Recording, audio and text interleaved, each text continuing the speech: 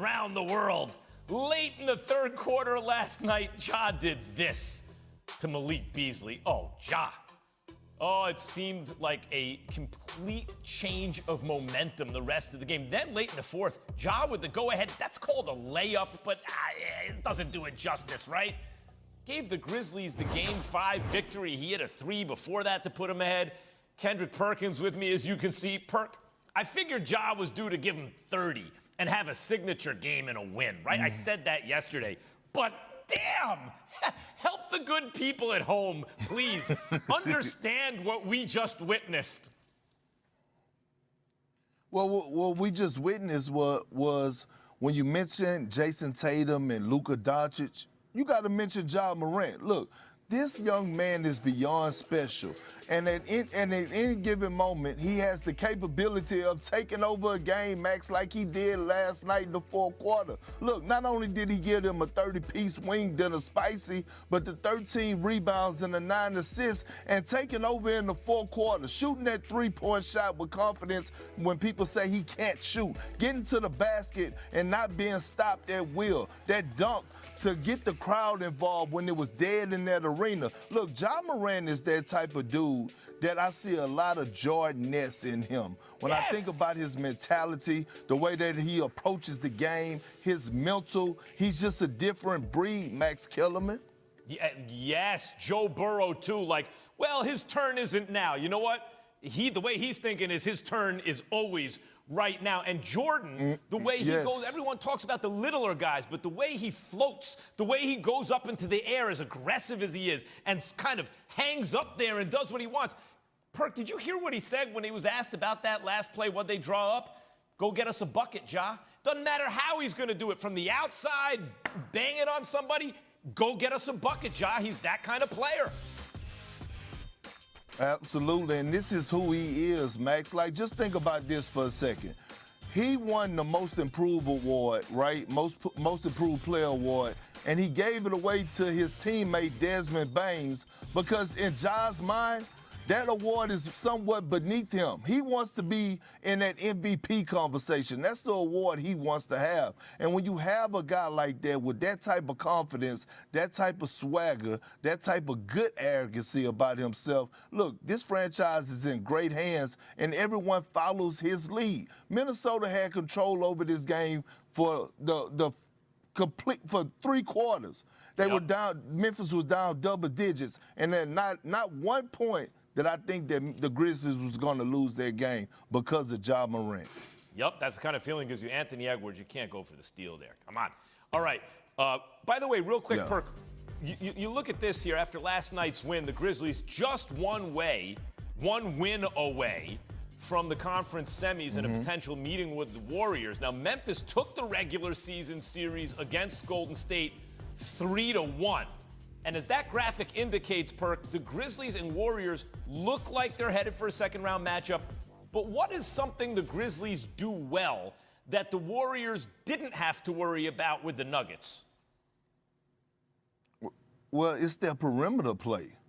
When you look at the Grizzlies, they have great depth at their perimeter. They're super athletic. When you look at Ja, Desmond Baines, Dylan Brooks, Tyus Jones, who's the best backup point guard in the league, now all of a sudden Steph, Clay, Jordan Poole, those guys actually have to guard a little bit in this next series if they happen to match up with the Memphis Grizzlies. Right now, they have a break.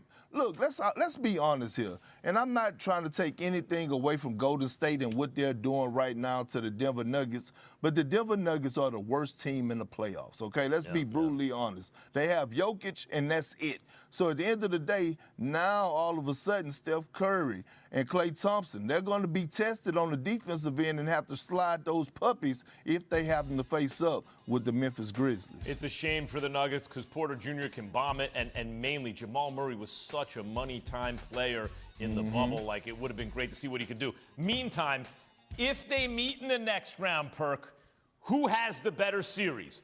The greatest ever 6'3" or under player in NBA history, 34-year-old Steph Curry, or one of the best 22-year-old 6'3" or under players I've ever seen, Ja Morant? Who has the better series?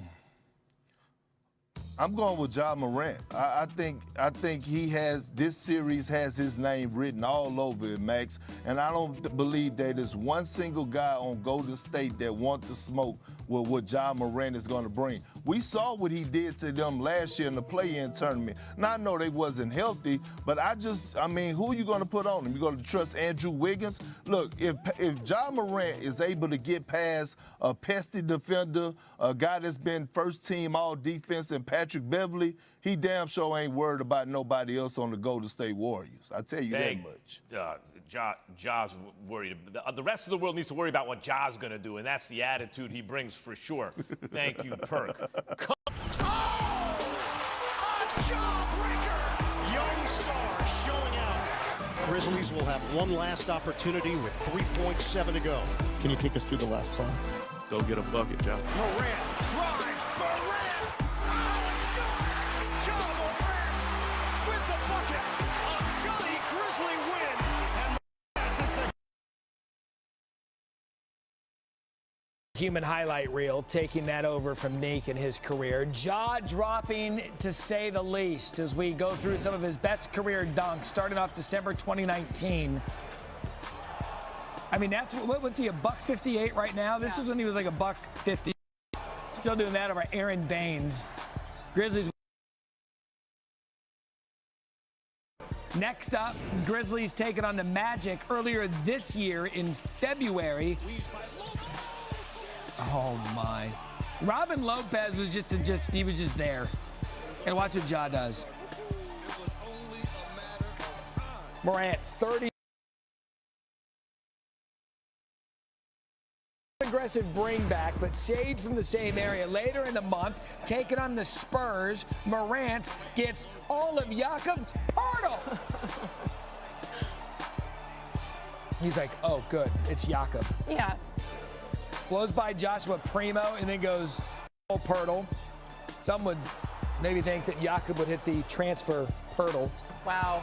Morant's 52 points. And then, of course, last night's. Goodness. I mean, that's one of those things where you're reacting real time and you watch, you're like, ow! Was that really necessary again to reenact? No, I just. Goodness, my left ear. You want to bring the viewer inside your living room. You did. That's great. Ja led the NBA in points per game in the paint during the regular season, and in Game 5, he stepped up to do just that in the fourth quarter. Since 1997, only one qualified player to average more points in the paint per fourth quarter is Shaq in the playoffs. Ja's barely behind him, and he's ahead of Giannis. So how far can Ja take the Grizzlies? First take debates. Even though Ja Morant is spectacular and he is the future, I still expect them to go home.